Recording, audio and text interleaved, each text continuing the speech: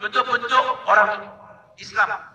Dan pun di Jordan dan di Mesir tidak ada hudud. Dan ada pun pandangan, ada pertikaian, ada debate, sama ada patukah untuk utamakan hudud atau tidak. Dan saya bacalah dalam apabila saya pergi Jordan, melawat selain daripada Aman, pergi Mafraq, pergi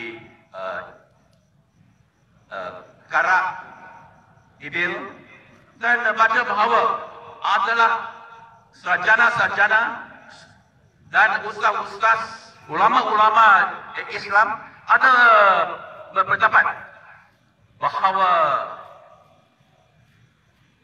hudud sebahagian kecil daripada undang-undang syariah dan adalah syarat-syarat sebelum ia dilaksanakan. Syekh Gadawi, Ketua Kesatuan Ulama Islam Sedunia pun ada berpendapat bahawa kalau semua undang-undang syariah tidak boleh dilaksanakan, masa tak sampai untuk melaksanakan hudud. Dan pun ada prioriti, keutamaan. Saya baca bahawa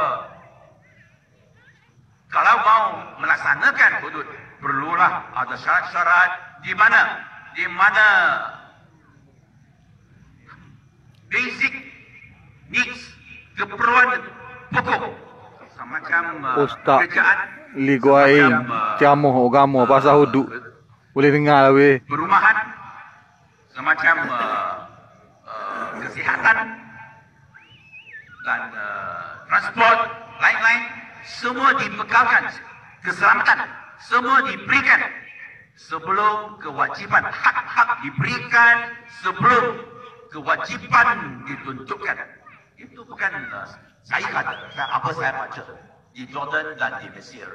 Dan ada pandangan dan dalam pertukaran fikiran dengan pelajar-pelajar saya kata bahawa ada kalau kita ada setujuan dengan perkara ini, bukan oleh kerana kita anti-Islam.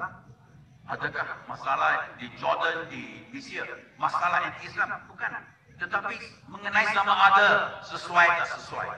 Aslinya dalam Malaysia, satu masyarakat majmuk. Apabila kita ada perlembagaan